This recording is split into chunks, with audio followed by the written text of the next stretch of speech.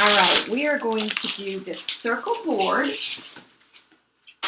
with this beautiful design, Hello Autumn. And we're going to add a bow to it. Now, I am notorious for putting it on the wrong side. And this is going on my gallery wall. So I want to make sure that I've got it the right direction. Now, if you've never seen these before, these are silk screen adhesive back transfers that you can use over and over again. This one's kind of extra sticky. All right. So we are going to just flop this on here like this and get it centered. I'm kind of cheating and using these edges to see that I've got it in the right spot. And then I'm going to come from the center and work my way out so that there's no bubbles. And I think I want to use some of our beautiful, beautiful shimmer paste. I've got all these fall colors. I've got copper and red and what we call a harvest, a shimmer spruce, olive, and pumpkin. Gotta have pumpkin, right? And I've got my little squeegees here. And so we're just gonna go around and do the colors or the wording in different colors. So I'm gonna start up here with the word grateful. Do that in this shimmer harvest color. And I'm just loading up my squeegee and scraping it across. It is that simple. Next, let's pick this shimmer spruce and do, oh, that says grateful hearts. Maybe that should have been one thing. If I wanted to, I can change it later. That seems like one thing. Ooh, apple cider we need to do, and the red, right? I should have done grateful hearts in this same color, so I'll probably go back and switch that out later, which will be easy to do. Maybe I'll even show how to change something if you want to switch something out. That's the great thing about these chalk pastes. They are water soluble. And so you can change things out. This board before was something for the summer. And then I washed it and washed the design off. And now it is ready to go for the next season. So that is what is so, so fun. All right, I'm trying to see what I want next to each other. Okay, so we'll do hay rides in this fun green. And so you can make beautiful things even if you don't feel crafty. They're very high-end looking and just so much fun. All right, so I'm going to scrape this around. Grateful. Oh, gather here with grateful hearts. Okay, I can do these all different colors. I was thinking grateful hearts was one phrase. Yeah, grateful hearts, but this is like all different phrases or different words in one big phrase. So I can use different colors for each one of these. So let's see, let's plan this out. Let's do spruce color here. And then let's do red up here. So you could really look at your design and take your time to figure out what's what. I kind of dive in headlong, if you couldn't tell.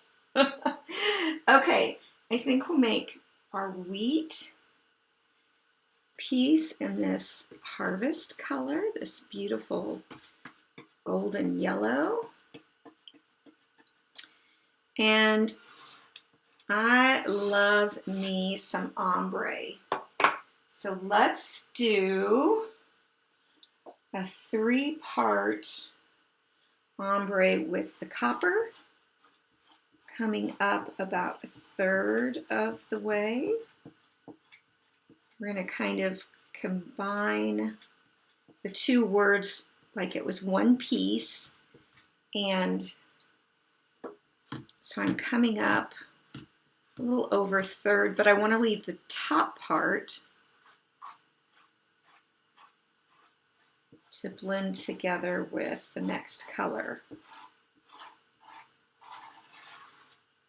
Okay, I'm going to put just a little more to blend there. Let's scrape too much up.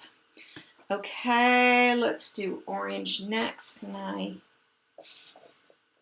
need a new squeegee because I don't know what I did with the other one. So now we're going to do the top part of the word autumn, and then go on up a little ways into the hello. Just kind of going across like this.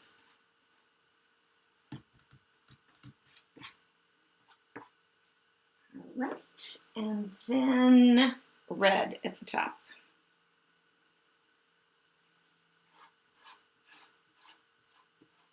And I'm leaving a little space in between. You can probably see that, see the white. And the reason is then that way I don't contaminate my squeegee here. But now I'm going to take my finger and just blend those two colors together there. So, so pretty. Now I'm taking another finger and going to blend the brown and the orange, or the copper and the orange.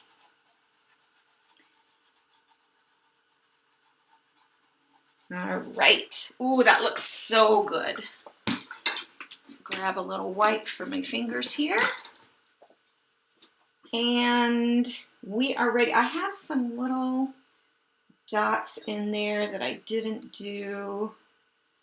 Let's just do that one. Let's just do them all red. Okay. All right. Are you ready? Here we go. Here's for the reveal. Oh, how fast was that? Oh my goodness, you guys, I haven't even been on 10 minutes. And we have a beautiful design. Look how pretty that is. And oh, I wish you could see the sparkle, because there's a beautiful sparkle, but can you see that ombre? Goes from the brown to the orange to the red. So, so beautiful. All right, I'm going to get rid of my squeegees and close up my jars, because I think I want to put a bow towards the bottom of this. And I'm going to show you a super easy way to make a bow. You need 3, 4, I think I've got 5 different ribbons, and that look good together. They don't have to even necessarily coordinate, but you want them to look good together. Okay, I'm going to move this out of the way so I don't smear it. And I've got my ribbon, I've got a ruler, and I have a couple of zip ties. So we're going to cut our pieces at an 18-inch mark, which is what this particular ruler is. So that makes it easy. So we're just going to trim, and we're going to have 2 of each one, and then maybe 3 of whatever one I choose to be kind of a little extra dominant here in the mix. So now that I've got one measured, I can just do them all the same. I have a ribbon addiction. Anybody else like that? I love ribbon. All right. Get this one. These are all so pretty. And it's going to go with that really well. I hope I have enough room on it for, but I could cover up those bottom words if they don't quite work how I want. What's the deal? This has 2 pins in it. Don't know how that happened. Okay, we've got the pumpkin. I think I'll make this, I'm going to do 3 on this one perhaps. We'll see. I'm going to cut an extra one just to be sure, in case I want it. All right, so now we have our ribbon, all 18 inches right there. Okay, so we've got, now on one end I'm going to dovetail them, and that just means cutting at an angle. You want to start in at the center where it's folded and cut out. And we're going to do 2 together here. And I may end up needing to trim these a little bit more, but it's kind of nice to have them started that way so that if you just have less work to do when the bow is done. All right, these last ones, and then we'll put our bow together. Okay, so again, I've got these 5 ribbons. I'm going to start with 1, and it is kind of a great idea to kind of play with the order of them, and I'm liking that. I'm thinking that's great. So what you want to do is you want to take it about halfway, or actually I guess in thirds. So you've got a third, and a third, and it's wrapped over, and you're going to scrunch it and hold it. Then you're going to do, and make sure your dovetailed end is down here hanging down, not the part that's scrunched. And then you're going to scrunch another piece, and then we'll do another one. This is, the only tricky part is just hanging on to everything. Okay, and then we'll do this one. And you don't need to worry about how it looks at all at this point. You're just gathering them up. Okay, so I have the first ones of everything, and now I'm going back with the next and the next. And so I find it helps to just kind of grab it there and then lean this up and kind of get it up there. And the last one. And really, I think that's all we need. All right, now the zip tie makes it so helpful. So I'm just going to pull that zip tie right across, right there. Okay, and you can go ahead and trim it. And now we're going to play, and we're going to move these around. And you can just go one direction, the other direction, and then you're going to do the same. Well, it depends. If you want your bow to kind of be dimensional to where it's flat and goes all directions, then you can arrange it that way. If you want all the tails to be going just down, you can do it that way. So here is a quick example. I can get them turned over. How if it was going to be,